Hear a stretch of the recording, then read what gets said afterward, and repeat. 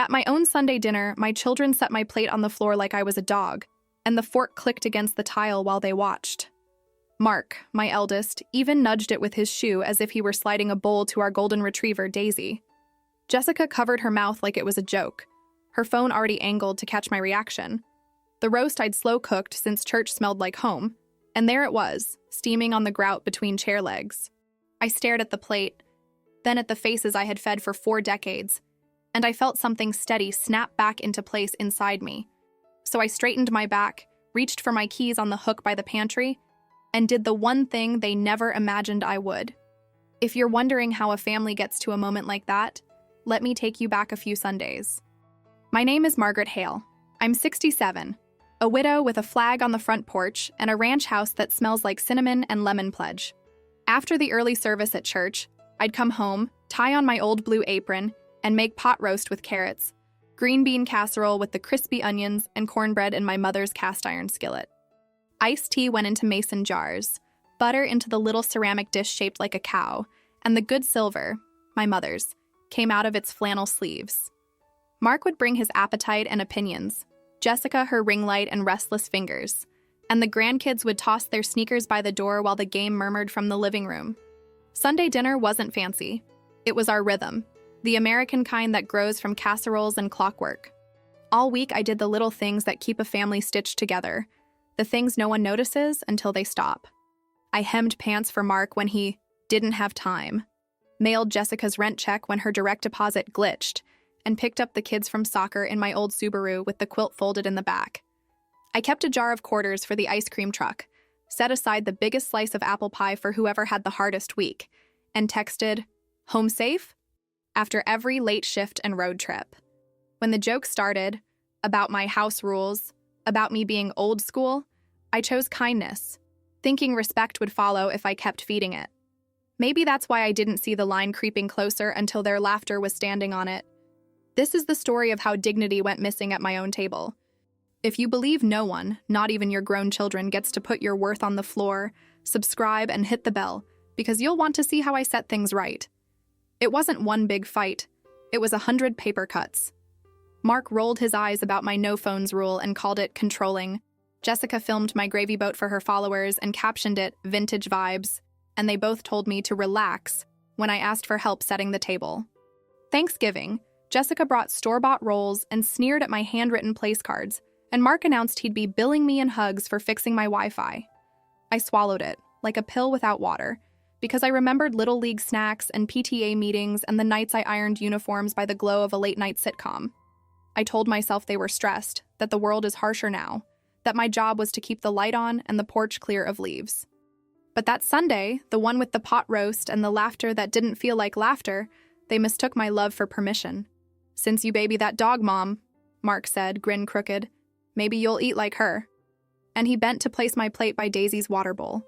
The gravy made a slow river toward the grout line, and the fork, the very fork my mother used at Christmas, lay shining against the tile. Jessica giggled, thumb hovering over her screen, and asked if I could just take it as a joke, like respect was something you could mop up later.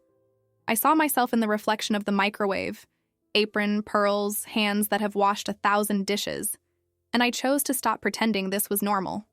So I lifted my chin, took my keys off the hook, and opened the drawer where the blue envelope waited, the one I'd labeled for the day I finally remembered who I am. That was the moment the story changed, and if they wanted to treat me like I was beneath the table, they were about to learn who built the table in the first place. I slid the envelope into my purse, feeling its thick corners settle against the seam like a hand in mine, and I walked past the plate on the floor without touching it. Daisy nosed at my ankle, confused, her ears flattened in the soft apology only dogs know how to make. The living room hummed with the television, commentators arguing about a 2-point conversion, and the Sunday light sat heavy on the blinds. Mark's sneaker squeaked as he shifted his weight. Jessica lowered her phone an inch, sensing a break in the bit. "Mom?" she said, as if the syllable might reel me back into the circle where they were comfortable. I didn't answer. I hooked my finger under the collar of my old blue apron and untied it in one smooth pull. The fabric slipped down my front and pooled over my arm like a flag at half-mast. I folded it once, twice, set it on the back of the nearest chair. Then I took the keys off the hook. the little brass house clinking against the Subaru fob. My breath was calm. That surprised me the most. In the mirror on the pantry door, I saw my chin, steady as a church steeple, and eyes that had watched a lot of storms move across this same sky. "Where are you going?" Mark asked, like a hall monitor who'd caught me stepping out of class without a pass. "Out," I said. "Don't worry. I'll be back for my plate when the floor is clean. Now." I could hear the front door open behind me, and in the rectangle of daylight, Mark's silhouette filled the threshold, broad from the gym and getting broader at the middle where beer and desk lunches settle. His tie was loose at his collar, a weekend concession, the sharp part of his hair glistening with some product that gave off a smell like a high school locker room. "You're really gonna be mad about this?" he asked in that voice he uses on customer service reps who won't give him his way fast enough. "Like you're, what, going for a drive? Seriously?" He laughed again, but it was a meaner version now, humor weaponized to keep power. "Jess, tell her she's being dramatic." Instead, I got in, shut the door, and backed down the driveway while they stood barefoot on the stoop like kids at a funeral watching the hearse take something they had no right to touch. As I turned, I caught sight of the flag on my porch, still and heavy, not a breath of wind to lift it. I drove with my hands at 10 and 2 and let the radio play whatever it wanted. It was an oldies station, and the DJ's voice slid from one song to another with the smoothness of butter on a hot biscuit. The streets were Sunday quiet.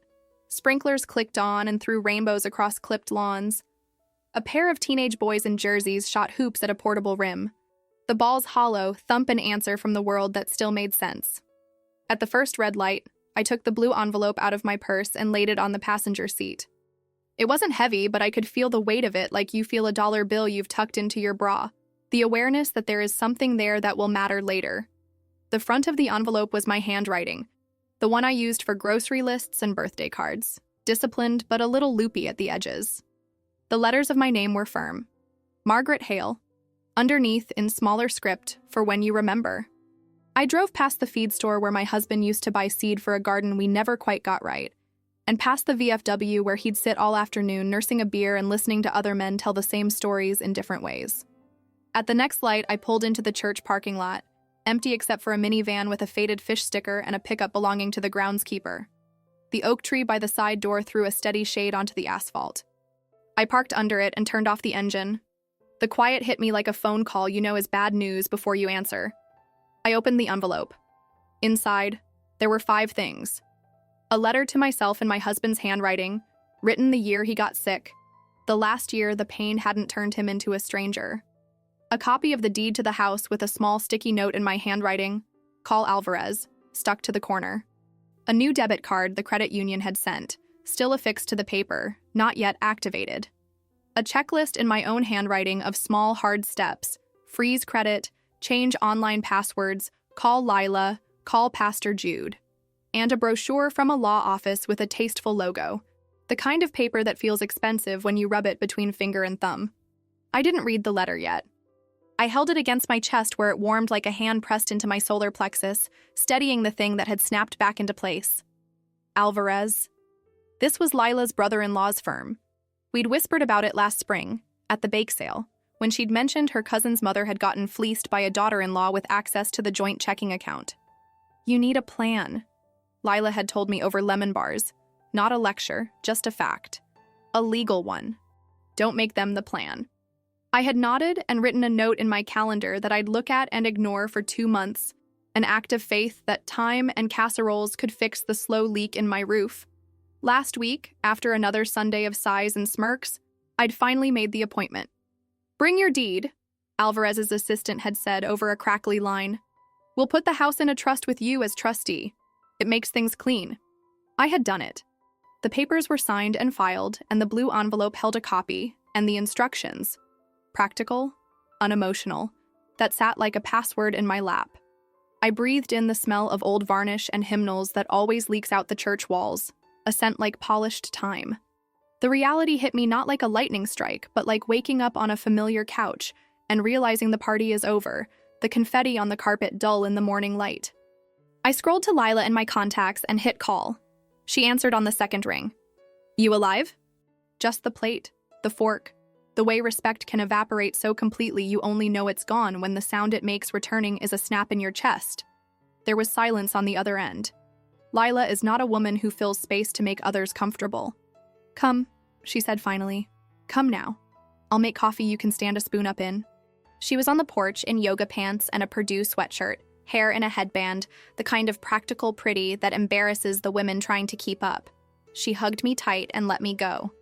I'll say as little or as much as you want, she said, stepping aside with a flourish like she was opening a stage curtain. Pick your poison. The sugar bowl was a mason jar. The chairs were mismatched on purpose. Her house was tidy in the way of a person who knows where everything goes because she expects to move it again tomorrow. They don't get to do that to you, she said finally, when I'd told the story twice, first as fact, then with the adjectives. They did, I said. They did because I let them, because I called it love every time I chose to swallow it. That's between you and John, she said, setting it down like it was a communion wafer, flat hand over it. Not for me. He asked like a contractor calculating.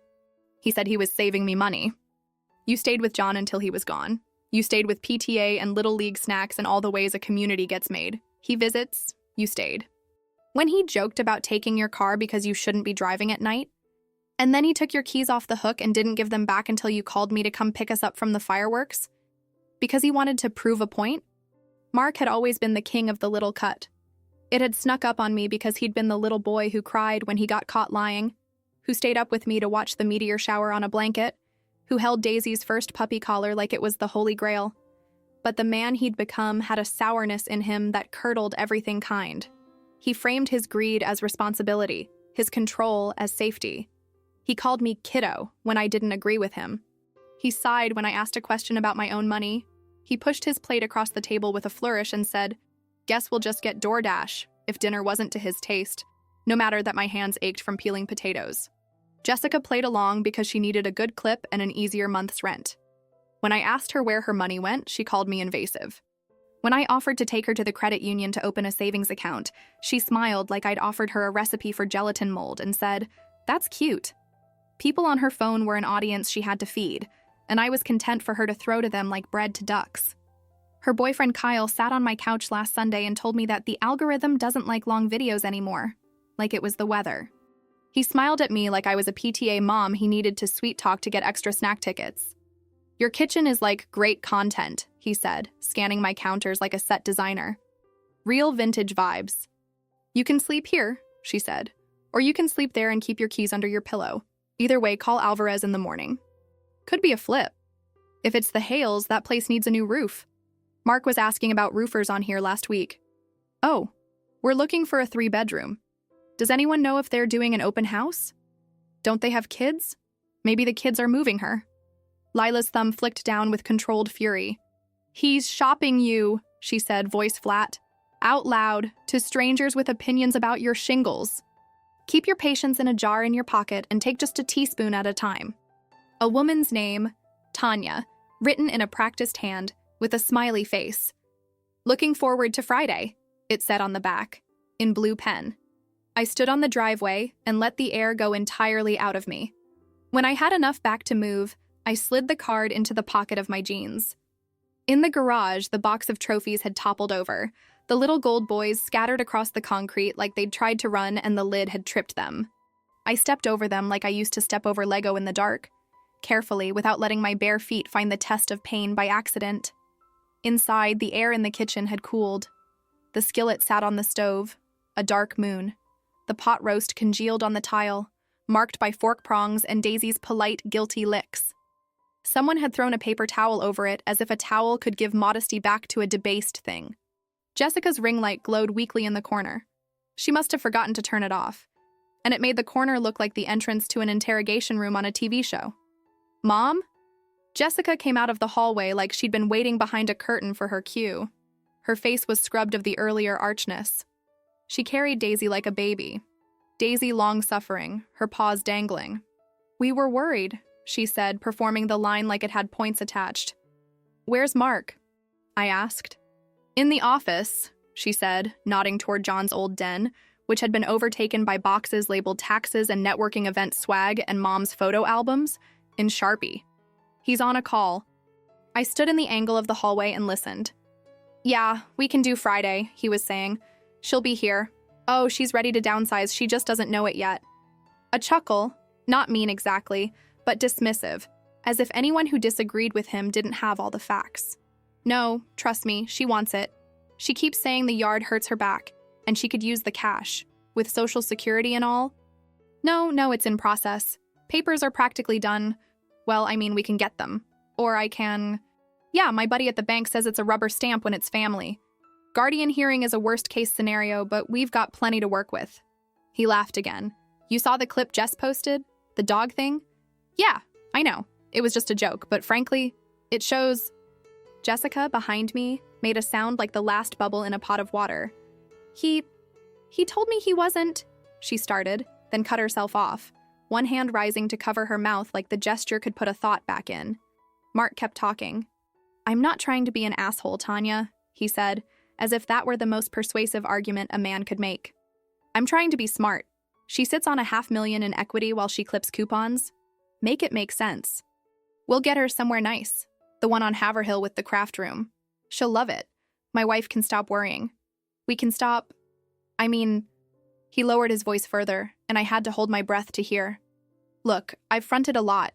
You know? Her car, her roof, the AC last summer. Credit cards? It's time the house starts paying us back. I'm not... Yeah, exactly. He had moved the pronoun like a pawn he thought insignificant on a chessboard, only he thought he was playing. I pushed the door open the rest of the way. The hinges protested a little, a sound like an old woman rising to speak. Mark swiveled in the office chair. He had John's desk pulled close under the window and his laptop open on a chrome stand, a headset around his neck like a tech support guy. He looked at me, annoyed and caught, the way he used to look at me when I walked in on him raiding the cookie jar after bedtime. It strikes me now, sitting here, that he has expected to be forgiven his whole life. Mom, he said, removing the headset and pressing the mute button like a magician shaking a silk handkerchief. Hey, we were, just... No, he said too quickly. No, Mom. God. He rubbed the bridge of his nose like a man training himself to be patient. No one can sell your house without your signature.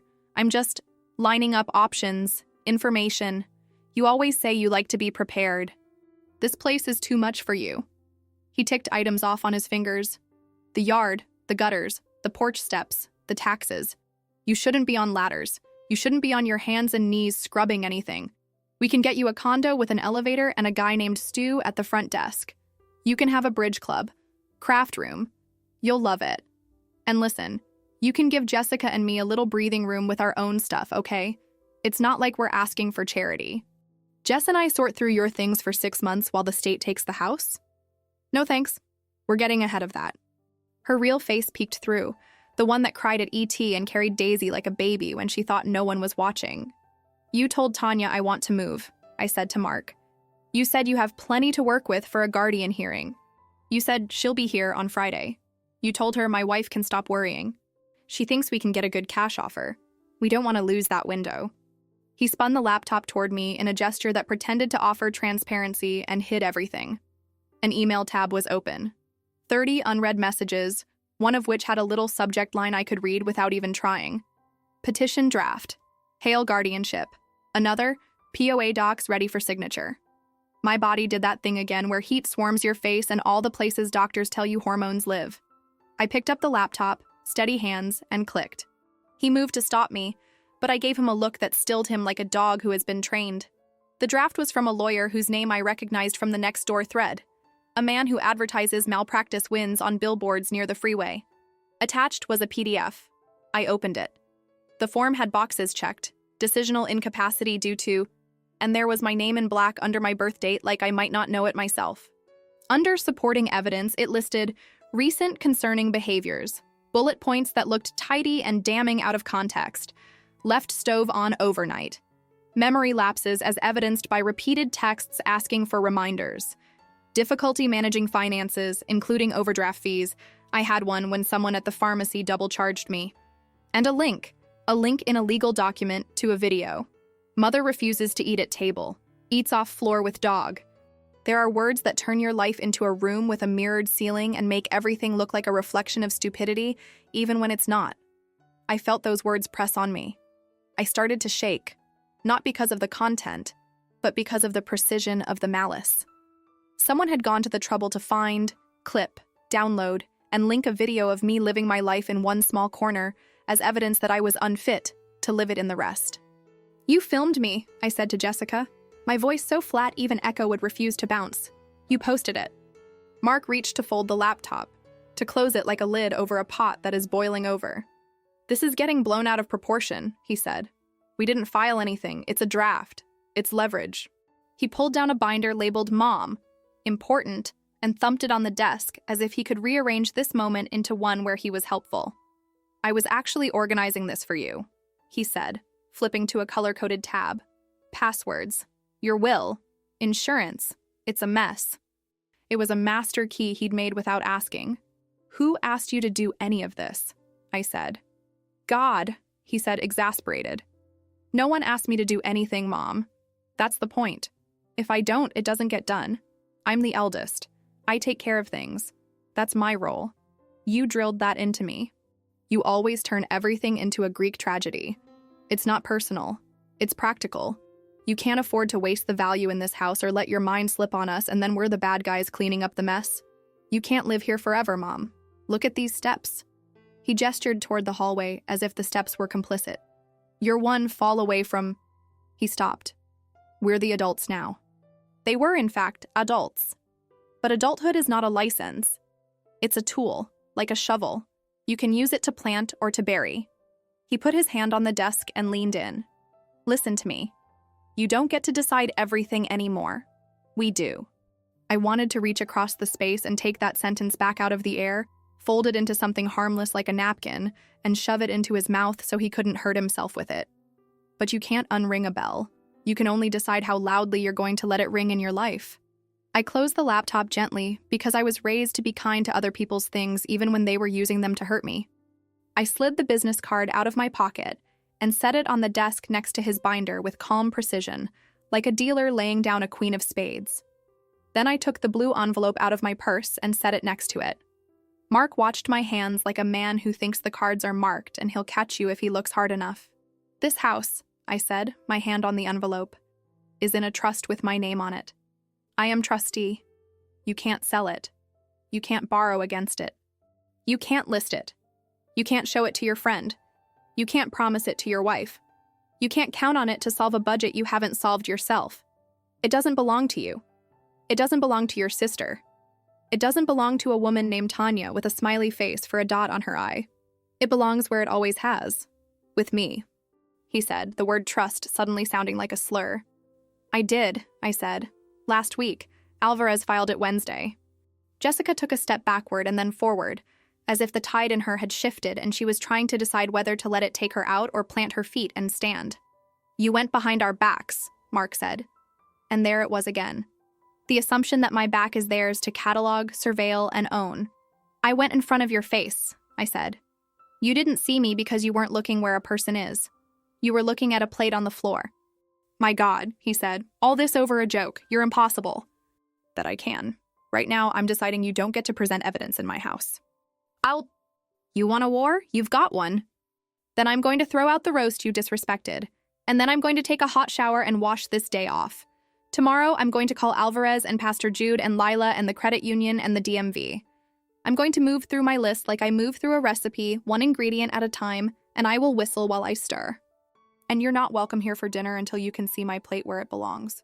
He swallowed it, the way I had swallowed 1,000 small insults, and that reversed weight looked awkward on his face. I turned.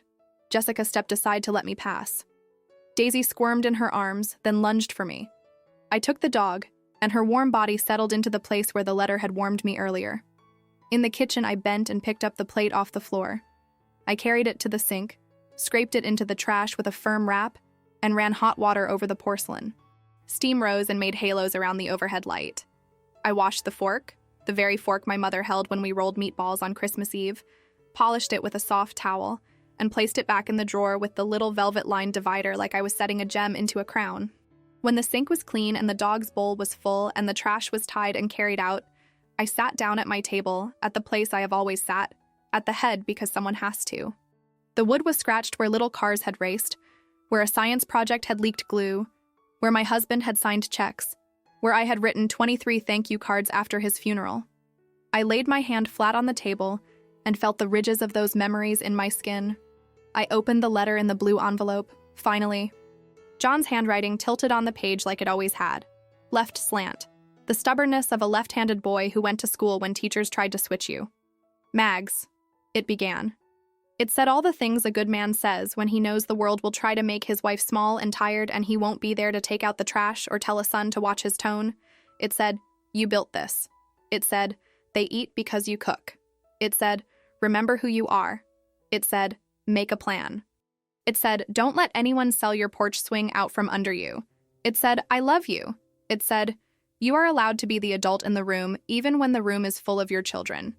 When I put the letter back in the envelope, I was different only in the way a key is different after it opens a door. It is still metal and teeth, but now it has purpose. From the den, I heard Mark's voice again, lower, clipped. Yeah, he said. Change of plans. No, yeah. A pause. We'll talk. Another pause. No, she's not going to make me look like the bad guy. He stopped. The chair creaked, papers shuffled. The binder closed with a slap. Jessica appeared in the kitchen, cautious as if she were entering a chapel.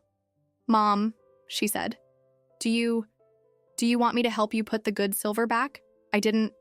I forgot to. She bit her lip. I'm sorry, she said, the words round and sincere. I do, I said. And thank you. He said we'd get the house and then we'd fix it up and sell it, and he promised me I could have a new camera and he'd help with my car, and I knew it was wrong the way he said it. Like the house was a lemon tree and he just picked. Like it grew for us. But the money is, my rent is, and he's loud, you know? He fills a room. Sometimes I can't see my own hands. She looked up at me, eyes red. I'm sorry.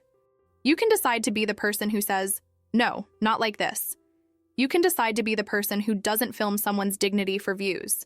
You can decide to be the person who says to her brother, stop, she is not your project. She'll manage. You won't be able to keep it up, he said, and there was pity in that sentence the way there's sand in spinach. It grits your teeth. You'll call me in 3 days about your gutters. You'll call me in a week about the car. You'll call me adults when you need us. Jessica, you coming? The door clicked behind him like the world snapping back into a come to Jesus. I looked at the envelope and the cards and the fork in the drawer, each one a small flag planted in the ground of my life. I stood, wiped my hands on my apron. No, I'd folded it and put it away. I wiped my hands on my own skin because sometimes we're our own towels. I walked to the front door, opened it, and let a little air into the house. Evening had finally found a way to move the flag. It lifted, sighed, and laid back down, resting, but alive. If you ever want to find the moment a story changes, pay attention to the sound your keys make when you hang them up or put them in your pocket. Tonight, mine made the sound of a decision. Tomorrow, when I called Alvarez, when I stood at the credit union counter and the young teller with the nose ring called me Ms. Hale and asked for 2 forms of ID when I changed the passwords and stopped the autopay that let Mark see my balance, the clicks of those keys would be the soundtrack. But right then, at the end of that Sunday, the soundtrack was Daisy's dish clinking against the tile as she ate, Jessica sniffing back tears in the dining room as she put away the silver, and next door the sound of a child riding a scooter down a driveway, wheels rattling with a freedom that no one had yet told him he couldn't have. In the den, the laptop pinged with a new email. I went and read it because it was time I read all the important mail. It was from Tanya. Subject: Friday. Body: no worries, understand. Family can be tricky. Let me know when ready. We've got buyers who love your area. Would be ashamed to miss this market. Smiley face dotting the I in Tanya, just like on her card. I drafted a reply. Dear Tanya, I wrote, thank you for your interest in my home. It is not for sale. Please remove my address from any lists you keep. Do not contact me or my children again about this property. Best wishes, Margaret Hale. I copied Mark. I copied myself. I hit send. From the kitchen, Jessica's voice. Mom, she said, tentative. Do you want me to take the green beans to the fridge? We could, maybe tomorrow, make a shepherd's pie with the leftovers. Your name is your name. Call me at sunrise. Coffee and moral support served hot. I texted back, it's begun. And it had. It had begun the way storms do here in summer, with a humidity you can't stand anymore and one good crack of thunder that lets the rain be honest. The oppression had worn a nice suit and a grin for too long. It had filmed itself and called it a joke. It had made phone calls in my den. It had touched my passwords and my fork. It had listed my life and tagged my neighbors. The table in front of me was clean now. I ran my palm over it like a blessing. Tomorrow, I would take the white ceramic butter dish shaped like a cow and set it in the center. I would put the good silver at each place.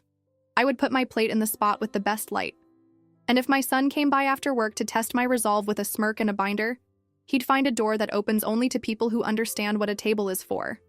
He'd find Daisy asleep on the rug, her chin on her paws, unbothered by metaphors.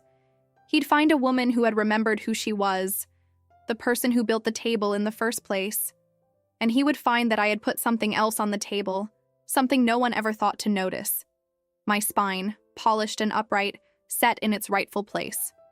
It had, and the house felt it, the way a room knows when someone has finally spoken the truth in it after years of euphemism. Jessica tucked the green beans into a glass dish with a mismatched lid and labeled it with blue painter's tape because she's my daughter, and of course she labels things when she's trying to make amends. The dishwasher hummed, that underwater sound like a faraway train. Daisy ate with the steady concentration of an animal who trusts her bowl again. The doorbell rang. Jessica flinched like a student caught in a hall without a pass. "Do you want me?" she started. "I'll get it," I said, already knowing who it would be because when you say no to a person who confuses love with control, the first thing they do is bring witnesses. On the porch stood Mark with that salesman half-smile he uses when he thinks charm might be more efficient than force. Behind him was Pastor Jude in his chambray shirt with the sleeves rolled to the elbow, his Bible tucked under one arm like a playbook. And on the top step, as if my front door were a business transaction, was a man in a navy polo with a black briefcase and a little square stamp pad clipped to it. His name tag read, Gary Pritchard, Mobile Notary. "Evening, Ms. Hale," Gary said, because people who make their living turning signatures into infrastructure know how to be polite. My eyes went to Pastor Jude's. He is the kind of man who can sit with you in a hospital waiting room and drink vending machine coffee with reverence. He married John and me when my hair still fell to the middle of my back, and my knees didn't speak to me when I climbed stairs. He baptized both my children and held John's hand when we took him off oxygen. He had grown a beard since spring, a concession to the fashion of the young pastors on Instagram, and it made him look older and softer at the same time. "Margaret," he said, and there was real affection in it, which is its own kind of problem when someone has been invited into your home as a lever. Mark called me, said the air was heavy. Pastor stepped in and took off his cap, held it in both hands like respect. The house shifted to accommodate 3 more bodies, the air a degree more crowded. Jessica stood by the dishwasher, cheeks flushed, dish towel in hand. When she saw Gary's case, the color drained. "What is this?" she asked, the towel twisting again between her fingers. "Nothing dramatic," Mark said, and the word dramatic pinged around the kitchen like a ping-pong ball looking for a paddle. He set a stack of papers on my table, the same table where I had just smoothed my hand over the grains like a rosary, and spread them with the proprietary efficiency of a man who loves a binder. "Just making things clean so we can all sleep. Temporary durable power of attorney," he said, tapping the top page. "Caregiver agreement. Nothing crazy. Common sense.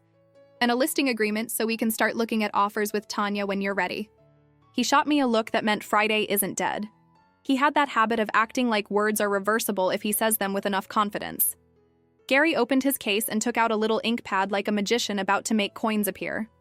"No pressure," he said, which is what people always say when they intend to apply pressure. "I'm here because I'm available. You're not in sales at a trade show. This is my kitchen. You don't get to make booths here. It's a few signatures. Pastor's here. Jess is here. We'll all sign as witnesses. Gary will notarize. You'll be protected. We'll be protected. And we can take the heat out of this. I'm here to, pray if that helps. And maybe..." He glanced at the papers as if they were scripture he ought to understand on sight. "To make peace." That was on Mark. But the disappointment sat beside my anger and asked to be fed too. "Pastor," I said, and my voice softened because my bones did when I looked at him. Peace is easier when people stop breaking each other's things. I called Haverhill. They have a unit opening at the end of the month, ground floor, garden view. We need to put a deposit down tomorrow if you want it. The POA lets me do that if you get busy. He slid one paper forward, turned it so the signature line faced me. "And this," he said, tapping the caregiver agreement, "makes it clear that when me and Jess spend time scheduling appointments and handling bills, it's not just us donating our time to a black hole. The state likes this. It helps with Medicaid down the line. Everyone does it. We can backdate to when I took care of the roof. Simple accounting." It was the legal version of putting my plate on the floor and calling it a joke. "No," I said. And it was not the thin no of a woman who has learned to be polite. It was the no of a person who has had her body co-opted by births and grief, and the economy of other people's schedules, and finally recognized that the word is a door you can close and lock. No, Mark. To paper that gives you my keys. To any agreement that tells the story that you take care of me like you take care of a houseplant. To anything with Tanya's name on it. To you deciding that my time is a debt you get to collect with interest. Jessica had moved to stand fully in the kitchen doorway, her hands now empty, the towel folded in halves on the counter as if she'd realized it was a prop she couldn't keep holding. "Mark," she said quietly, "maybe we should—" He looked back at me, huff of breath that wanted to be a laugh but wasn't. "Mom, come on, be reasonable. This protects you. If you fall and break a hip, God forbid, we can talk to doctors. We don't have to fight the bank. It saves everyone a lot of headache. And the caregiver agreement isn't about money. It's about respecting our time. Jess spends hours on your stuff." He must have had a kid with a scooter, too. "Pastor," I said, because the instructions in me that come from growing up in churches are strong and reflexive. "Would you tell my son to take his papers to his house?" "With respect, Pastor, whose job is it to keep her out of harm? Mine and Jess's. We're the ones who have to pick up the pieces when something goes sideways. She didn't have a will until I made her go to the lawyer last year. We can either do this the easy way," tap tap on the signature line, "or we can do it the hard way. Monday, I file guardianship. I get a temporary restraining order to keep you from making financially dangerous decisions." He did the air quotes. He's the kind of man who thinks the air quotes absolve him because he's acknowledging the absurdity while committing it. I pull the video down from the cloud and make sure the judge sees what he needs to see. I get APS to do a check. I talk to the bank. Kyle's cousin is a teller. He says they flag elderly accounts for review all the time. By the time you figure out what hit you, the deposit at Haverhill is paid and your mail is being forwarded. The same careful measurement of ingredients, the same assumption that if you follow the steps, the cake comes out of the pan without sticking. The words sat on my kitchen table like a stain. "No," I said again, and it felt like laying a brick. He laughed, but his eyes didn't. "Okay then, put the phone down." He gestured at my phone on the counter. "You're not going to call anyone to come hold your hand. We're going to be grown-ups." He had never stopped translating love into math. "What's in that?" he asked. "A letter," I said. "Some copies. Nothing you need." His fingers brushed mine, and something electrical and old shot up my arm. The history of 1,000 touches I had allowed because I thought that was love. It was a small touch, flesh on flesh for half a second, and it was the most invasive thing he'd done all day. "Don't," I said, and the word had the weight of a decade in it. He stopped, hand hovering, and then he did a thing that told me he had not expected to be told no at this volume. He smiled. That thin little thing he learned from watching men at the gym. And with the other hand, fast, he snatched my keys from the hook by the pantry door. The little brass house clinked against the Subaru fob, and the sound was the echo of this morning, of a woman who had taken her keys because she remembered they were hers. "Give those back," I said. "I'll hold them until we sign," he said, "so you don't run off to Lila's and get worked up. We'll keep this here in the family." He set it on the table and then, eyes on me, slid it toward the edge. He didn't put it on the floor. He just let it hang there, half on, half off, balanced in that way that tells you gravity is patient. The gesture was so small and so mean that it made my vision white out for a second at the edges like the room was overexposed. He smiled again. "We can do this without an audience," he said, tipping his chin at Jessica and Pastor. "Family business. Put my keys on the hook. Gather your papers. Tell your notary to go home. If you don't, I will call the police and ask them to remove you from my house, and then I will file for a restraining order if I need to. And if you think I won't, you have mistaken me for a woman who hasn't been paying attention to the women who came before her." "I can come back another time," he murmured to no one, to all of us. "Or not at all." "You want to play hardball?" he said. "Fine. Sign this." He shoved the POA forward.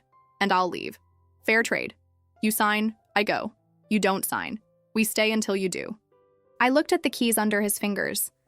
I thought of John's letter in the envelope under my hand, of his left-leaning handwriting telling me to be brave, to be clear, to be myself even when the room wants me to be someone else. I thought of the little gold boys on the garage floor, toppled like armies, of the next-door comments that had turned my house into an entry in a spreadsheet, of Tanya's smiley dot. I thought of Jessica's ring light casting an interrogation glow on a pot roast I had worked my hands raw to make. I thought of the way love had been turned into a performance in this kitchen without my consent.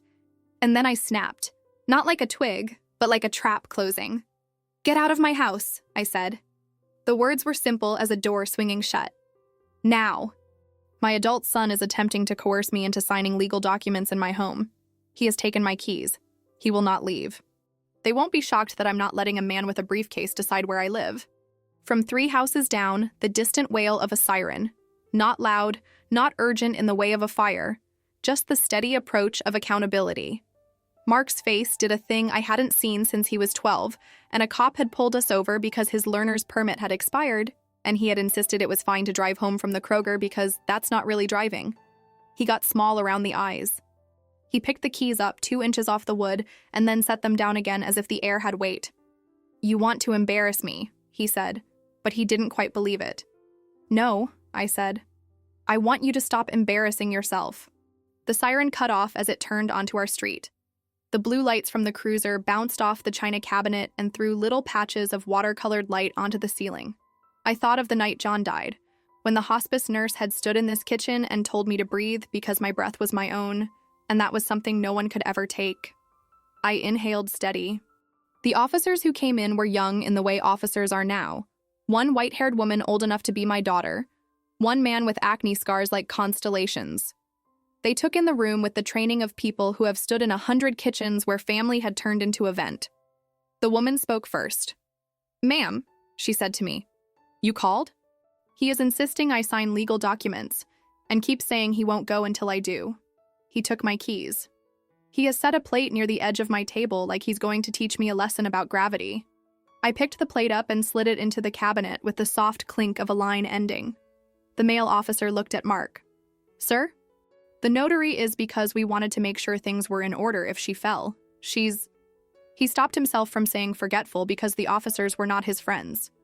"She's overwhelmed. She called you in a moment." Mark looked at me and 1,000 things happened on his face in a row. Hurt, anger, calculation, a boy's hope that if he smiled I'd give him a cookie, a man's expectation that authority likes him. "Yeah," he said finally. "Then you need to leave," she said, and her voice had none of the metaphorical edges mine did. It was straight, the way a rule is straight. He put his hands up like, "I'm walking here. I'm her son," he said, as if that were a deed. "I know," she said. "That's not a shield." He reached for the keys out of habit and then stopped when my hand moved like lightning. He pulled his hand back from mine as if I were a flame, and he had forgotten that sometimes fire looks like a small woman holding a blue envelope. At the door, he turned. The officers had stepped aside, letting him have his dignity as it left the building. He looked at me for a long second, longer than it takes to back a car out of a driveway and check your mirrors.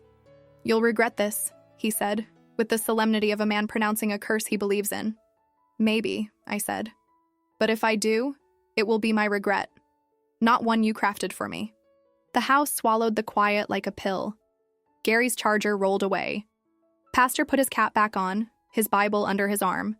He looked at me, then at Jessica, then back at me. "I'm sorry I let him use me," he said. "I should have said no at the door. You know where to find me, kiddo." She leaned against the counter, both palms flat on the laminate, head tipped back to look at the ceiling as if answers were written there. "Are you okay?"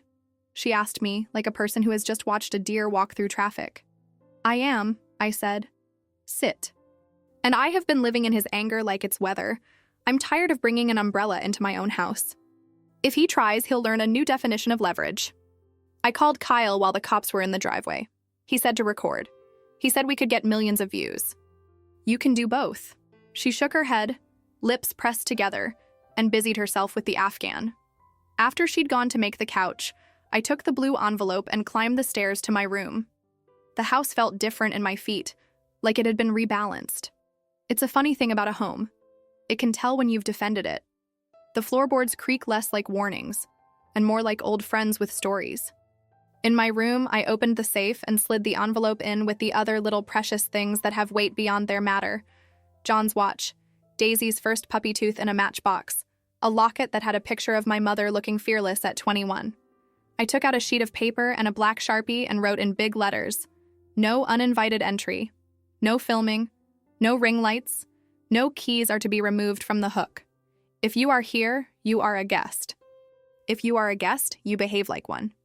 I taped it to the inside of the front door because sometimes you put the rules where people can't miss them. When I came back down, Jessica was tucking the Afghan around a pillow like a mother in a commercial. She had turned off the ring light and slid it into a closet and shut the door like she was putting a bad habit into a timeout. Daisy circled the couch twice and curled into the corner, nose on her tail. I flicked the deadbolt and slipped the chain into its cradle. I hung my keys on the hook, the little brass house catching the light like a wink. My phone buzzed on the table. A text from an unknown number. Tanya. "Hey, so sorry about any confusion earlier. Mark can be intense. When you're ready to chat, winky face. Great market out there. Cash buyers lined up." I stared at the stupid punctuation dotting the I of her name. I typed, "Ms. Daniels." I was not confused. "Do not contact me again." Then I blocked her and put the phone face down. A half hour later, when the house was lying down around us, the doorbell rang again. Jessica sat bolt upright, hair in her eyes. Daisy's head lifted like a periscope. "Stay," I said to both of them. When I opened the door, a woman stood there, thin in the way of people who drink their dinner, her hair pulled high in a ponytail like a cheerleader who aged and never changed her style. She wore leggings with a logo and a smile that looked stuck on with glue. Mark's wife, Erin. She had a canvas tote on her shoulder that said, "Bless this mess," in a font that has ruined 1,000 kitchens. "Mags," she chirped, as if I was her friend from Pilates class, as if she had not told me in my own driveway last Easter that my hydrangeas were giving sad and then posted a photo of them with the caption, "Pray for nature." "Can we talk? He loves you, you know." We'll get the foundation guys to sponsor Jess's channel, do a whole series on fixes like, "Oh my God, saving mom's house," sponsored content, and boom, so many views, maybe even a HGTV spinoff. They're doing so many of those. It's a whole thing. I've already spoken to a friend at Ruthie and Ray Media. If we move now, we can lock in a trailer. Jess could be a star. And you'd be like the heart of it. It'd make what happened at dinner today into the origin story. People eat that up. You'd be like a meme, but like in a nice way. And we can put you somewhere adorable with a bay window, you know, like, oh my God, antique teacups. And hey, I know Daisy is your baby, but the trainer said older people sometimes trip, so it might be good if she stays with us for a week, just to get you used to the idea of less. Less chores. Less stress. Bless this mess, right? She laughed at her own tote. There it was, the indecent proposal in a smaller dress. "Give us your signature and your dog, and we'll turn your humiliation into profit." I stepped back, the better to shut the door. "Erin," I said, "take your tote and your slogans and go home." "She wanted Daisy," I said, and Daisy, sensing her name in the air, thumped her tail against the Afghan with authority. "Over my dead body," Jessica said, and at that moment I felt a surge of gratitude for the fierce little girl who used to stand on the porch and yell at boys who threw rocks at the mailbox. She flicked the chain back into its cradle like a little conductor. I didn't sleep much. I lay in the dark and listened to the house finish settling, the refrigerator's low sigh, the air conditioner clicking to sleep. I heard Jessica turn on the couch, the Afghan making that soft skein rustle. Daisy snored, one short exhale at a time. In the space between breaths, I made a list in my head and put each item into a mental drawer. In the morning, I would call Alvarez at 9 sharp and tell him everything that had happened and ask him to send me copies of the filed trust so I could keep one taped inside the cabinet door like a pledge. I would call the credit union and ask for a new debit card and new passwords and a note on my account that said no one besides me was to speak for it. I would call the DMV and make sure my license was flagged as not to be handled by anyone else. I would call Pastor and ask him to preach a sermon next month on Absalom, not because Mark needed to be shamed from the pulpit, but because there are men in this town who needed to hear what happens when sons climb into chairs that aren't theirs. I would call Lila and sit at her cherry table and laugh over coffee thick as fudge and cry in a way I hadn't let myself for 10 years. At some haunted hour, 3 maybe, my phone lit up on the nightstand. A message from an unknown number. My stomach sang that little dread song that phones program into our nerves. I picked it up. It was a photo. The front of my house taken from the sidewalk in the early dark. The porch light off. Of course it was off because I had turned it off myself. The caption, "We're not done." And then another immediately after from the same number. "This can be easy. Sign in the morning. We do Haverhill by the weekend. We get Daisy settled. Everyone wins." I stared at the pixels until they lost meaning and became squares. I texted back, "Mark, if this is you, stop. If it's not, tell the man you gave my number to that he's texting a 70-year-old woman in the middle of the night to intimidate her and that the police have a word for that." I blocked the number and set the phone back down. Heart steady because the worst part of a threat is the surprise, and the surprise was gone now. At sunrise, the house turned gold, like it owed the day an apology for what the night had tried. I made coffee, and Daisy's dish clinked against the tile, and Jessica mumbled from under the Afghan. I opened the back door and let the morning in. The air was soft, the kind of air you get in this part of the country for about 10 days a year, a reprieve between heat and cold. A cardinal hopped along the fence like a drop of blood had learned to fly. At 9, I called Alvarez. He answered himself, which told me everything I needed to know about who he is. "Ms. Hale," he said. "I've been expecting your call." He's Lila's brother-in-law. He knows when a pot on the stove is going to boil over because Lila tells him. "I need to learn some new words," I said, "like restraining order and trespass notice. And I need you to send me the trust docs again. And I want to add a clause that no one can sign on the house except me, even if they show a judge a video of my dog." I hung up and called the non-emergency number and asked about filing a trespass notice. The woman on the line told me to come to the station with my photo ID and the address. I wrote it on the back of an old grocery list and stuck it to the fridge with a magnet shaped like a pear. I called Pastor and thanked him for holding a line in my kitchen. He said, "You did the thing." And I said, "I did." And we both hung up because sometimes you don't need a benediction. I called Lila, and at the first ring, she answered, "I have muffins and printouts and a pen that makes a nice thick line." And I said, "I love you." And she said, "I know." And I cried a little because I like Star Wars enough to let it collide with my life. Jessica shuffled into the kitchen, rubbing her eyes, hair a nest that birds might envy, t-shirt wrinkled. She smelled like sleep and repentance. "Good morning," she said. "It is," I said. "We have errands." My credit union's branch manager, a woman with a bob and a cardigan, who had once called me to tell me they were giving away crock pots with new CDs. "Ms. Hale," she said.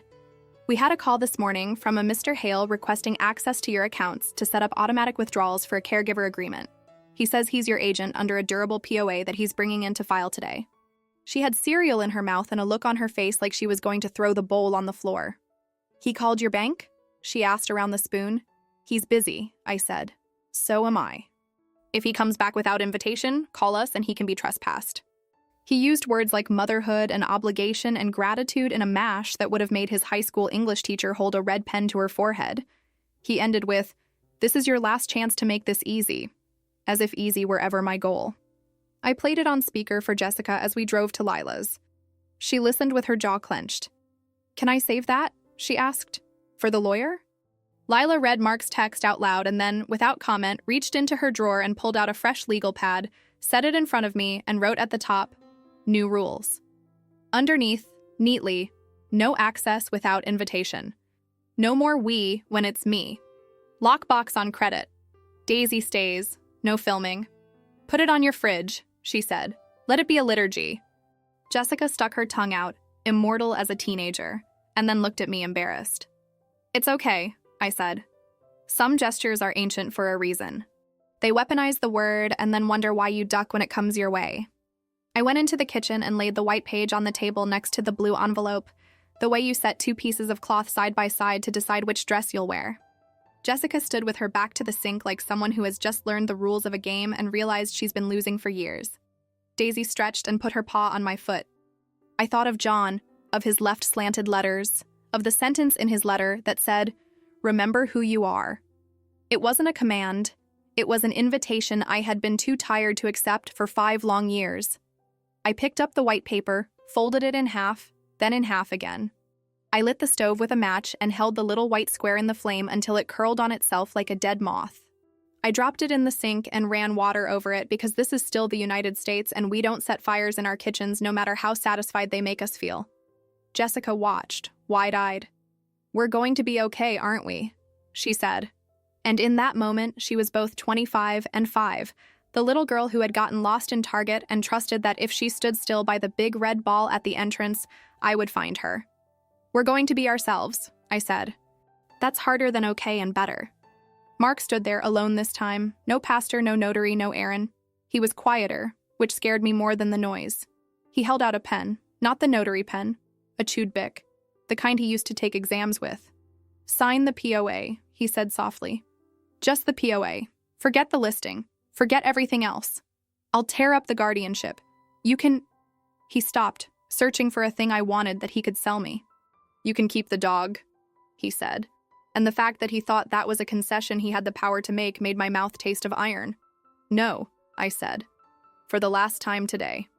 Without thinking, with that muscle memory mothers have when a child runs into the street, I slapped his hand away. The sound was small and sharp, like a whip cracked in a library. He froze. So did I. We looked at each other, two animals in a yard who have finally recognized the boundaries of the other. "You don't get to touch what is mine," I said. "Not anymore." For a second, I saw the boy who whispered, "Mom, the monsters under my bed are real." And I said, "They are just the shoes you kicked off, baby. Go to sleep." Then the man came back. He curled his fingers into a fist and then not into a fist. He breathed. He looked at the pen in his hand and then threw it into the azaleas with a little flick. "You're going to regret making me your enemy," he said, voice low. "I didn't," I said. "You made yourself that when you put my plate on the floor." He looked at the blue envelope on the table, at the space where his papers had tried to squat. He looked at me. And then he nodded once. A little jerk, like an acknowledgement of a law he hadn't voted for but was required to obey. He stepped back. He put his hands up, palms showing. "Fine," he said. "Have it your way." From the kitchen, the oven dinged. Jessica laughed. A short burst released air. "Dinner's ready," she said. "Let's eat at the table," I said. And we did. Plates where they belong. Forks lifted like small silver flags. Outside, the flag on the porch moved again. Not a full wave, but a nod. Like a neighbor finally convinced you might just be the person you say you are. And we did. Plates where they belong. Forks lifted like small silver flags. Outside, the flag on the porch moved again.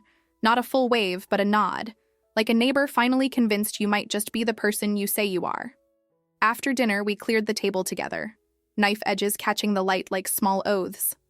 Jessica rinsed and stacked, careful, humming under her breath, some old pop song half remembered, and Daisy lay on the rug, satisfied. The house was quieter in a good way. It felt like that moment just after you close the door on a storm and the world smells clean. Not because it's sudden, but because the air has been scrubbed. I slept in thin slices that night, 2-hour pockets of dream and wakefulness. Between them, I made lists in my head and folded them back in like laundry I'd tightened and smoothed. In the morning, with the newspaper shoved aside and the coffee polite and black, I called Alvarez. He answered on the second ring, which felt like a gift. "Ms. Hale," he said, and his voice had the steady noon light of a man who reads statutes for breakfast. "How are we today?" "If he tries anything, call the police," he said. "And I mean, if he even mutters, 'We'll sort this at a guardianship hearing,' call me first and then call the police." He'd also draft an emergency motion to oppose any guardianship petition, and a petition for a protective order against coercion and harassment should Mark escalate. He told me how guardianship works. Anyone can file, yes, but a judge gives it only if the person is proven legally incompetent, and a properly executed trust where the settlor is competent is strong evidence against it. He promised he'd file a notice of the trust in the court should Mark attempt to push his plan into motion. That afternoon, Lila came over with a thermos of coffee and a pile of forms and a pen that wrote thick, and we set to work with military precision. She labeled everything. Bank numbers and statements she'd photographed for me, with my permission. Copies of the trust, the letter from John, the draft petitions I'd already found in Mark's email, the next door screenshots, Tanya's smiley face notes, Mark's voicemail and texts. We printed everything and made 3 identical stacks, one for Alvarez, one for my safe, and one for Pastor Jude and Lila to keep in case they needed to vouch for me. You want witnesses who are not invested in inheritance, Alvarez said when I handed him the printouts. Neighbors and friends who can say, she's competent, she's aware, she's running her life. Not only does that help in court, it helps APS and the bank see the difference between a concerned child and an exploitative one. We'll put a hold on any attempted POA submission, he said, and flag the account so no notarized documents are accepted unless they come through me or are verified in person with 2 forms of government ID that match the signatures I have on file. Also, we'll request that the bank require a letter from you at the bank for any changes. Most banks will do it as a courtesy.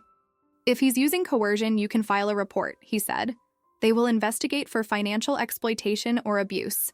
It's not a jail sentence, that's not the goal, but it can create a record and lead to an APS caseworker making a home visit, which will be strong evidence if someone tries to file for guardianship. The manager remembered me. She'd once given me a pamphlet about senior savings accounts during a promotion, and she was kind and sharp. Ms. Hale, she said, we've had odd calls today. We'll notate your file and block any third-party access. If anyone comes in with documents, have them call our fraud desk, and we'll tell them to submit to legal review. Ms. Hale, I'll need your ID at the branch. I walked down there that afternoon with John's letter in my purse and the trust-certified copy in my hand. The teller looked relieved when she saw me in person. We'll issue you a new card while you're here and we'll flag the account, she said. We've seen this before, no one likes it. We'll help. The clerks there were efficient and used phrases like domestic trespass, which made it feel official in a way that put the weight of public institutions on my side. The officer took my statement, easy and sympathetic, and told me to keep a log of any interactions and to save every text, voicemail, and email. If he comes back and won't leave, she said, call us and we'll escort him off the property. She wrote the case number down and handed me a copy, which I taped into my kitchen drawer next to the flashlight. We also made a careful decision about the internet. Alvarez told me to preserve evidence rather than to shout it out loud. The law is a jealous thing. It requires the record, not the spectacle. So we saved screenshots, ordered certified copies of emails, and had Alvarez subpoena anything necessary if Mark filed.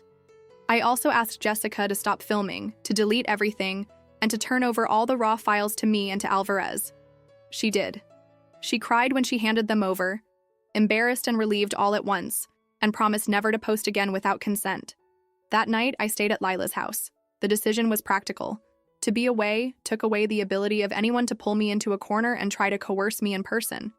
It also let me think, which was more dangerous than anything else because thinking can become new habit. Lila made an army of muffins, and we ate them while we made lists. Lawyers to call, people to tell, a binder of good documents. Lila planned the binder like she was organizing a wedding and justice at once. Color-coded tabs, sticky notes. It was small and precise and immensely comforting. Meanwhile, Mark piled his anger onto the table like a person who doesn't know what to do with his hands. He texted and called. He tried to get Pastor Jude to talk to me. Pastor told him to back off. He left a voicemail for Alvarez that was all charm and then menace, and Alvarez read it to me over the phone. I'll do what I have to, Mark said in the message. You don't have to make this a war, Mags. Alvarez saved it. On day 3, Mark's lawyer served me with paperwork. They had filed a guardianship petition in county court in the middle of the night, a draft hurried and dog-eared, relatives listed as supportive, and the usual retinue, a proposed temporary guardian and a request for a temporary restraining order against me to keep me from moving assets. It was procedural. Anyone, again, can file. But the filing included a few claims that made my skin crawl. Recent forgetfulness and poor judgment, citing the social media clip and the video with the plate. There were health records attached that were dated and sticky noted with comments from a clinic Mark had visited with me years ago. There was a note from a family friend about me leaving the oven on. It was all the old biology of a life turned into evidence. Alvarez responded the same day with a motion to dismiss the temporary relief, a certified copy of the trust proving I am the trustee and that I retain decision-making authority, an affidavit from me swearing to my competence, affidavits from Pastor Jude and Lila and Jessica and 2 neighbors, Mrs. Carver, who'd known me since the kids were small, and a young mechanic across the street who'd changed my oil last month and witnessed Mark acting odd at a PTA meeting, attesting to my capacity. He also filed a protective order against Mark for harassment and coercion. The emergency calendar took note, and the court put the matter on the judge's schedule for the following week. All the while, Mark escalated his social pressure campaign. He posted on a neighborhood group in a tone that made it sound like concern and not a plan, and one of his posts implied that I needed help. Alvarez sent a stern letter to River City Realty and to Tanya, with a copy to the State Department of Real Estate warning them of potential fraudulent listing attempts. He also wired a letter to the notary board complaining about Gary Pritchard's presence and asking that any notarizations be verified retroactively. Gary, to his credit, had backed out early. He told us he felt uncomfortable, but he was honest and cooperative once we spoke to him about what had happened on the porch. On the morning of the hearing, Alvarez met me early. He had a packet of things bound in blue and tied with a ribbon, and he looked at me like a captain who'd chosen his crew carefully. "We'll file the opposition, we'll present evidence, and we will ask the judge to deny any temporary guardianship," he said. "Courts dislike being used as instruments in familial power plays. And Ms. Hale," he smiled, then softened, "you have been proactive. That matters." She apologized again in whispers and then more strongly in the courtroom, where she testified, eyes low, voice clear, about what she'd filmed, about how it had been a mistake, and how she had deleted it and turned everything over. Her apology was not performative.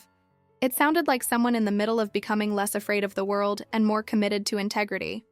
Pastor Jude, too, sat and said he'd come reluctantly because he'd been used as a neutral party, and he had misjudged the scene. He gave a short but forthright statement to the judge about how he regretted being brought in as an instrument, and that in his career he'd learned the importance of not confusing help with control. His voice cracked a little but held. Lila gave testimony about our planning day, and the trust's lawyer had explained. Alvarez cross-referenced banknotes and phone logs. The bank's fraud manager appeared by phone, confirming they had flagged the account and had not honored any attempted third-party access. When the judge read from the bench, a middle-aged woman with clear eyes, the room settled into the kind of hush that feels like a tide stopping. "Temporary guardianship," she said, "is an extraordinary remedy. A person seeking it must show by clear and convincing evidence that the proposed ward lacks capacity to make essential decisions, and that no less restrictive alternatives are effective." This court notes the existence of a properly executed trust naming Ms. Hale as trustee, in addition to the direct testimony of Ms. Hale herself, corroboration of her understanding of her assets and her affairs, and affidavits from community members attesting to her competence. Further, this court notes efforts to coerce and to obtain control over Ms. Hale's property, and the fact the proposed guardianship petition was filed despite these indications. Therefore, the court will deny the request for temporary guardianship and will schedule a hearing on the merits should the petitioners proceed. Additionally, the court will grant a temporary protective order prohibiting the respondent, Mark Hale, from entering Ms. Hale's property or contacting her directly pending further order of the court. Hale's counsel and submit a joint statement regarding any future attempts to effect transfers of property, attempted POAs, or contact with vendors. The court frowns upon using domestic institutions as instruments of private grievance. He knew we had presented a strong front. Outside the courthouse, Mark was waiting. He looked like a man whose spring had been taken. The strain showed in his jaw. Alvarez didn't let him near me. He met our gaze with a wobble in his face and then looked away. He left without speaking. In the days that followed, the protective order was formalized. The trespass notice was also served, and the bank had the protective flag active. The local APS sent a caseworker to my house, not because I was under suspicion, but to document the circumstances and offer support and resources. Their presence was a formality that felt like validation. A complex system had noticed and had chosen to listen to an older woman who had refused to be told she was not competent. Mark's behavior grew more frantic. He tried to get the Haverhill deposit put down through a proxy. He panicked into a bad lawyer and months of poor advice. He texted Jessica frantic promises and then veiled threats. The more he pushed, the more his missteps accumulated into a dossier of bad faith that made the court's task easier. His neighbors, Mrs. Carver and Mr. Robbins from 2 doors down, called to tell me they'd seen him speaking to a realtor and that he'd been looking at the property with a man who had the air of a speculator. We added those statements to our packet. There were costs. There always are. A few acquaintances who preferred Mark's version of events stopped returning my calls. Rumors circulated, but the center of my life, my table, my dog, my small rituals, stayed intact. Jessica quit seeing Kyle. She packed up the ring light and boxed it and left it in her closet. She came to every legal meeting and held my hand in court until not only my palms but my throat felt steadier. Pastor Jude preached less about easy reconciliations and more about stewardship and consent. Even Erin, after one awkward conversation where she acknowledged she'd been swept along and naive, posted a clumsy but genuine apology on her personal feed and privately asked if she could volunteer to help me with community garden days. I said yes to the garden and no to house calls. The catharsis, when it came, was not a single lightning bolt. It came in small, steady ways. One Saturday, I walked out on the porch in the bright, honest morning and took the old swing down from its hook.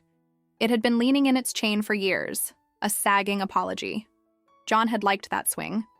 He used to sit in it with Daisy as a pup, humming old radio songs and sipping whatever beverage had been handy. The swing had been patched by hands who were kind and clumsy, and kept together by love and nails.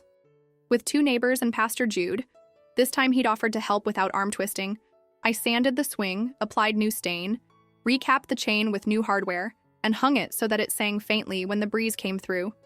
It was a small, stubborn thing, a piece of used wood and rope made new. When I finished, I folded John's letter and slid it into the pocket of the swing's cushion, like a small priest might tuck a prayer into a Bible. I sat down and felt the swing breathe with me. It moved, gentle as breath, and I let it move me like a woman who had remembered how to carry herself upright. Daisy jumped up onto the porch and curled in my lap. Jessica stood by the garden and clapped twice like a child, and Pastor Jude said, "Amen." And we both laughed because everything religious is repurposed comfort. The final confrontation with Mark took place the day the judge signed the temporary orders and made the findings public. He came to the house that afternoon despite the order. He stood on the sidewalk with a forlorn intensity, like a man who'd come to the scene of a life he no longer recognized. He'd put on a coat he rarely wore, one with a crispness to it that made him look smaller. He called my name, and his voice was raw. I came to the door and stood in the arch, Daisy at my heels. The air was late summer, honey-rich. He asked to speak. He wanted one last chance. I invited him to speak. On the porch, a legal boundary by which I meant outside the home. He began, halting. He spoke about mortgage payments, about how he'd thought he was protecting my interests, about how he was tired and felt cheated. He said he'd been raised to take care of things and thought that meant taking charge. He said he'd crossed a line he hadn't realized existed. And for the first time, someone saw in him the adult left to wonder where authority came from. "Mom," he said finally, eyes damp, voice small like the child he sometimes became. "I thought I was doing right. I didn't know it would feel like..." He searched for the word, found none. He lowered his head. "I was wrong. I'm sorry." I could see the edges of him soften. He had anger when he first met my resistance. Now he had grief and shame. I told him 2 things. 1, he could stop by when he had earned it, not by a token of contrition, but by time and behavior. 2, he must get therapy, and he must keep away from decisions about my house and finances until he had learned the difference between care and possession. He agreed. He did not sign an accord then and there because a court had already put its stamp across that path. He left with a nod that felt like surrender. That week, he came to Lila's and apologized to us, quietly, and agreed to meet a counselor we recommended. He also reached out to Pastor Jude and asked for mentorship on what stewardship meant without domination. It was a small redemption, and I did not romanticize it. Mark would have to live with his choices, but for a moment, he acknowledged them out loud. A month later, the court issued its final order, denying the guardianship petition altogether. The judge admonished the petitioner for the misuse of process and awarded costs against him. She wrote, "A family's responsibility is not ownership. This court will not tolerate the weaponization of law to suit private grievances." The order became a shield, a formal recognition of what my friends had known all along, that I was competent, that my trust had been properly executed, and that coercion had been attempted. We held a small gathering that weekend. Lila, Pastor Jude, Alvarez, Mrs. Carver, a few neighbors, and Jessica and me. We set the table with the good silver and the plates that had been the hinge of the whole mess, and I set a single extra place with John's watch beside it like a calligraphy flourish. We didn't make a spectacle of the victory. We cooked simple things and ate with doors open. I stood in the doorway of the kitchen and looked at everyone and felt the question everyone had been avoiding since the first plate hit the floor. What is dignity, and how do you defend it? We talked about boundaries, about apology, about repair. Pastor Jude read a small poem about how houses hold stories, and how those stories are not for sale. Lila laughed until she cried when someone told a story about a PTA bake sale that had gone sideways in 1998. Jessica placed her hand over mine and squeezed, steady and thankful. Alvarez insisted on a piece of pie and then tried to refuse a second slice, and Lila slapped his wrist like a younger cousin. It was ordinary and wholly in equal measure. That night, I washed the plate that had been at the center of my humiliation with hot water and dish soap and the kind of care that felt ceremonial. I dried it with a towel until it shone. I put it back in the cabinet in the place I've always kept the plates we use for company, sturdy and plain, and set the fork beside it. Then I walked out on the porch with Daisy and the swing and sat down. The porch light caught the ring of the chain and made it a small constellation. I thought of John and how brave he'd been in small ways, and how his handwriting on that letter had given me permission to be stubborn. I let the swing move. When the weekend melted into Monday, I called Alvarez to tie up final things.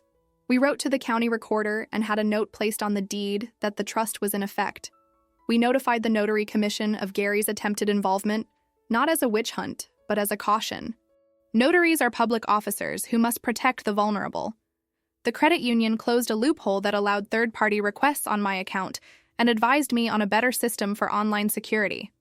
Lila came over and we changed passwords together, her way of praying for me, and we laughed at the ridiculousness of two middle-aged women hashing out answers to security questions like, "What was the name of your first stuffed animal?" We promised Daisy more walks. Sometimes people ask if I felt vindictive. I didn't. I felt the slow work of taking my life back. There was also a grief, because this was my child, the same one who used to dance barefoot in the kitchen, and there was no way to erase the days when we'd been complicit in small humiliations. But we could change the future. The final piece of paperwork I gave to Alvarez was simple. A signed statement that I wanted no contact from anyone about the house without a written invitation, that I authorized no person to act on my behalf except through the trust I had executed and through counsel, and that any attempt to coerce would be documented and reported. He filed it with the clerk of the court and requested it be entered into the public record as a notice to whom it may concern. It felt excessive, the way putting a fence around a garden sometimes feels, but it was also just common sense. A week after the hearing, Jessica posted a measured, honest statement on her platform. She didn't film tearful confessions or make it content. She wrote, "I made a mistake. My mother is her own person. I am sorry for contributing to a moment that was hurtful. I'm learning. I'm changing." The post did what we don't always expect apologies to do. It opened a window for conversation rather than slammed a door for spectacle. People commented with empathy and anger and stories. In private messages, people told me their own small humiliations, and I felt older and more required to be kind. The swing on the porch got used a lot that summer. Kids from down the block would gather under the oak and ask me to push them, and I did, and Daisy would thump her tail. I planted new hydrangeas along the front walk, ones that bloomed in the kind of blue that looks like an honest sky. On Sundays, Pastor Jude would stop by and we would talk about what boundaries looked like for other people. Mrs. Carver brought over cucumber sandwiches and a story about a neighbor's divorce that made us all feel grateful for our not quite perfect lives. What changed most of all was the sound the house made. It used to creak like someone was walking through it with heavy boots. Now it sighed like a creature awake and breathing. I placed John's letter in a frame on the kitchen wall, not as a relic, but as a reminder. I tied my apron to the hook and wore it on days I needed courage. I kept my keys on the hook and made them a small talisman of agency. There are no tales of perfect forgiveness here. Mark and I had a few terse conversations where the lines were polite and measured and sometimes brittle. He came around slowly and sometimes not at all. Forgiveness, I learned, is a thing you offer in increments based on behavior and repentance, not words. I didn't accept him back into the narrow intimacy he'd tried to orchestrate. He is family. He has a place in my life if he can live by rules that honor me. If he couldn't, then that's another cost of the choices he made. I found that a relief. Relief is not joy, but it is the absence of a heavy weight. And that is something. If this story lands with you, if it wakes a recognition about a plate held in your hands or a key turned without consent, know this. The law is a tool you can use, but the true work is learning to treat yourself like the person who owns her own life. Talk to a lawyer, tell friends, keep records, put your trust or will in order. Set boundaries in public and private. And when you reclaim what is yours, Do it with the patience of someone who knows the slow, steady joy of a well-tended garden. And if this story struck a chord with you, leave a like. Tell me in the comments, where do you draw the line with family? Have you ever had to set a boundary that felt impossible? Share your stories. How did you protect yourself? Let's talk about what respect looks like when it's steady and legal and not theatrical. And if you want more stories about ordinary bravery and practical ways to protect your life and dignity, subscribe for the next one. A hug to anyone who is standing at their own kitchen table tonight trying to decide whether to lift their fork. You are allowed to be the adult in the room,